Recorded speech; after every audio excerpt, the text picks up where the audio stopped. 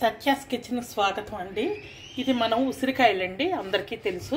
ఉసిరికాయలు శుభ్రంగా కడుక్కొని ఈ డబ్బాలో వేసుకున్నామండి. జాడీ ఉంటే జాడీలో వేసుకోవచ్చు, గాజు సీసాలైనా వేసుకోవచ్చు. ఆ రెండు లేకపోతే ప్లాస్టిక్ డబ్బా. మన దగ్గర అన్నీ ఉన్నాయి కానీ ఖాళీ లేవండి, అందుకే ఈ డబ్బాలో వేసాను.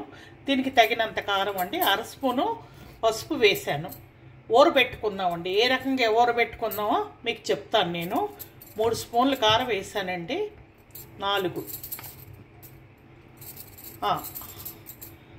స్పూన్లు వేసానండి. ఈ స్పూన్తో ఫుల్గా 6 స్పూన్లు కారం వేసానండి.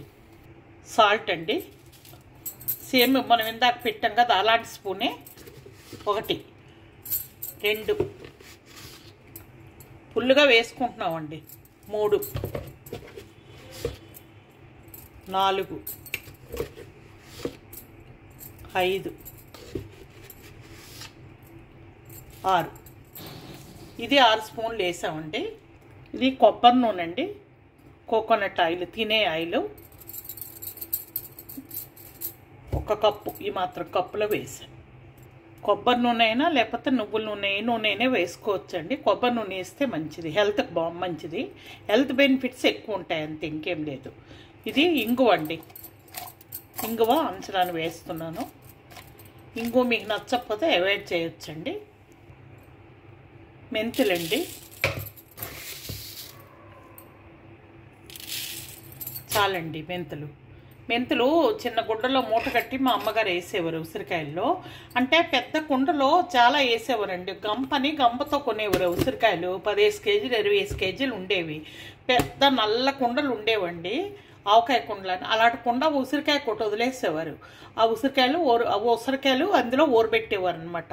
చిన్న మూటతో మెంతులు, నల్లజీడి పిక్కలు దిష్టికి కడతారు కదా, అలాంటి పిక్కలు కూడా వేసేవారండి. పిక్కలు గుడ్డలో కాదు, ఇలా విడిగానే వేసేసేవారు.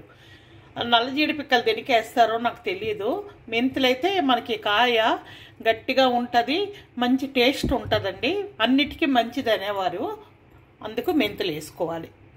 ఈ నీళ్ళు మంచి నీళ్ళు పట్టుకొని వేడి చేసుకొని చల్లారబెట్టినవండి. దీనికి సరిపడా వేసుకోవాలి. ఇవి రోజు కలుపుతూ ఉండాలండి. స్పూన్ కానీ గెరిటి కానీ ఏదో ఒకటి పెట్టి రోజు కలపాలి. కలిపిన తర్వాత ఒకరోజు కలపకపోయినా లైట్గా పల్చగా చిన్న పొరలాగా తెల్లగా వస్తుందండి. ఏం గావరా పడకండి. ఆ తెల్ల పొర తీసేసి పారేసి మీరు ఇదంతా కలుపుకోవచ్చు. ఓ 2-3 రోజులు కలపడం లేదనుకోండి, తెల్ల పొరలకు కట్టేస్తుంది. ఓ 4-5 రోజులైనా పొరలకు కట్టేస్తుందండి. ఆ పొర తీసేసి మనం కలుపుకోవచ్చు. కాయ ఏం పాడవదండి, అలా ఉంటుంటుంది. దీనికి ఓడబెట్టిన దానికి పాడైపోయావని అనుకోవద్దండి. ఒక 10 రోజుల వరకు రోజు కలిపెట్టి ఉంచేయాలండి ఒక పక్కనే.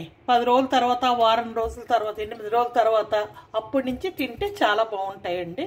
పప్పు అన్నంతో, పెరుగన్నంతో బాగుంటాయి. జ్వరం నోటికి బాగుంటాయి. ఇప్పుడు కరోనా వచ్చిన తర్వాత అసలు అందరికీ నోళ్ళు ఇదే అయిపోయావండి. గొంతు టేస్ట్లు అన్నీ చాలా వరకు తగ్గిపోయేవి.